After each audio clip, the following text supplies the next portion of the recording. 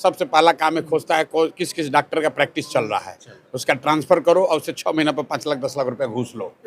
यही यहाँ के स्वास्थ्य मंत्री का काम है। बड़ा आरोप है, हम कोई डरते थोड़े ना है। एक और बात, इसीलिए ना इष्टदेव तिवारी जैसे लोगों को काम में साथ रखे हैं। एक यहाँ मंत्री है, उसको हम उगाही मंत्री कहते हैं, तो उनको उनके बारे में यहाँ के हैं ना सीमांत सदर अस्पताल भाई पूरा स्वास्थ्य विभाग ही एक्सपायर है। ही है पूरा जो बिहार का स्वास्थ्य सेवा है, खासकर ग्रामीण क्षेत्रों में। अगर ग्रामीण चिकित्सक न हो, हम लोग बुद्धि से हीन नहीं है, समझते हैं क्या बोल रहे हैं।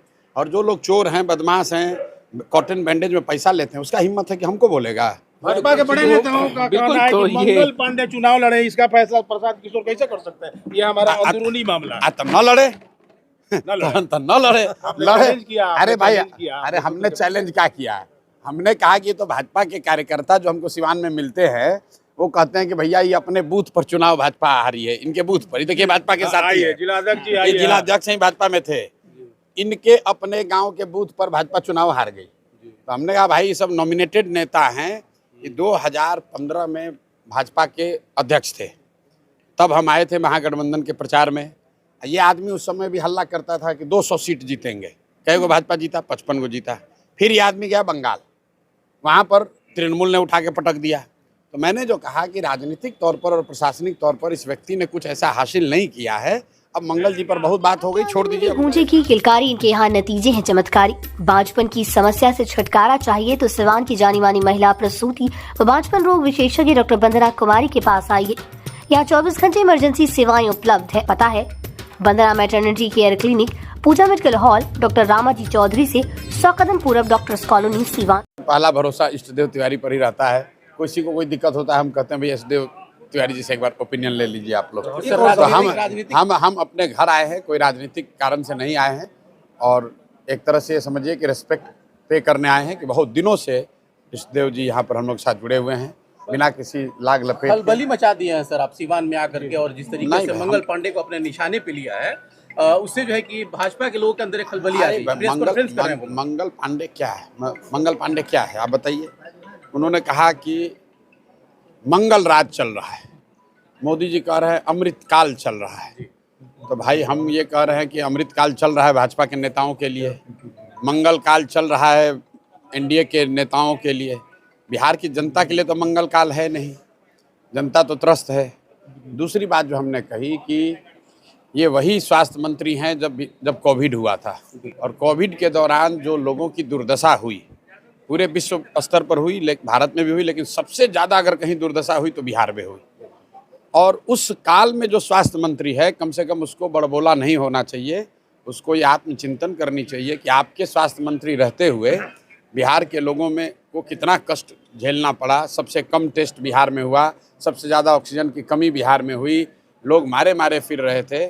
और वो स्वास्थ्य मंत्री अगर बड़ी बड़ी बात बोले तो अच्छा नहीं लगता। 40 लाख की दवाएं एक्सपायर कर गई, 40 लाख की दवाएं एक्सपायर हुई सीमांत सदर अस्पताल। भाई पूरा स्वास्थ्य विभाग ही एक्सपायर है। ही है पूरा जो बिहार का स्वास्थ्य सेवा है, खासकर ग्रामीण क्षेत्रों में।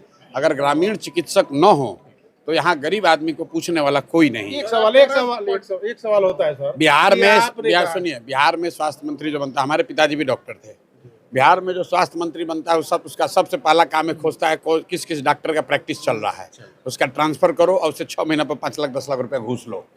यही यहाँ के स्वास्थ्य मंत्री का काम है। बड़ा आरोप है, हम कोई डरते थोड़े ना है। एक और बात, इसीलिए ना इष्टदेव तिवारी जैसे लोगों को काम में साथ रखे हैं। सपोर्ट मिले आपको।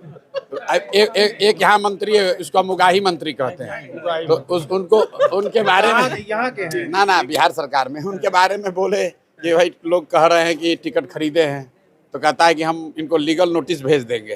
तो भेजा लीगल नोटिस, तो हम लोग कहे हम लीगल नोटिस से डरने वाले हैं एफआईआर से? कितना एफआईआर करोगे लीगल नोटिस? सर जो आपके साथ है तो हम लोग क्या सरस्वती के उपासक हैं, और जिस पर सरस्वती की कृपा हो, हम लोग बुद्धि से हीन नहीं है, समझते हैं क्या बोल रहे हैं। और जो लोग चोर हैं, बदमाश हैं, कॉटन बैंडेज में पैसा लेते हैं, उसका हिम्मत है कि हमको बोलेगा। भाजपा के बड़े नेताओं का कहना है कि मंगल पांडे चुनाव लड़े, इसका फैसला प्रसाद किशोर कैसे कर सकते हैं? ये हमारा अंदरूनी मामला है। तब न लड़े, न लड़े। अरे भाई, अरे हमने चैलेंज क्या किया? हमने कहा कि तो भाजपा के कार्यकर्ता जो हमको सिवान में मिलते हैं, वो कहते हैं कि भैया ये अपने बूथ पर चुनाव भाजपा हारी है, इनके बूथ पर ही देखिए भाजपा के साथ है जिलाध्यक्ष जी ये जिलाध्यक्ष ही भाजपा में थे, इनके अपने गांव के बूथ पर भाजपा चुनाव हार गई। तो हमने कहा भाई ये सब नॉमिनेटेड नेता हैं, ये 2015 में भाजपा के अध्यक्ष थे, तब हम आए थे महागठबंधन के प्रचार में। ये आदमी उस समय भी हल्ला करता था कि 200 सीट जीतेंगे, कई को भाजपा जीता, 55 को जीता। फिर ये आदमी गया बंगाल, वहाँ पर तृणमूल ने उठा के पटक दिया। तो मैंने जो कहा कि राजनीतिक तौर पर और प्रशासनिक तौर पर इस व्यक्ति ने कुछ ऐसा हासिल नहीं किया है। अब मंगल जी पर बहुत बात हो गई, छोड़ दीजिए अब उनको। आप चुनाव लड़ेंगे सर? चलिए दल तय करेगा तो लड़ेंगे।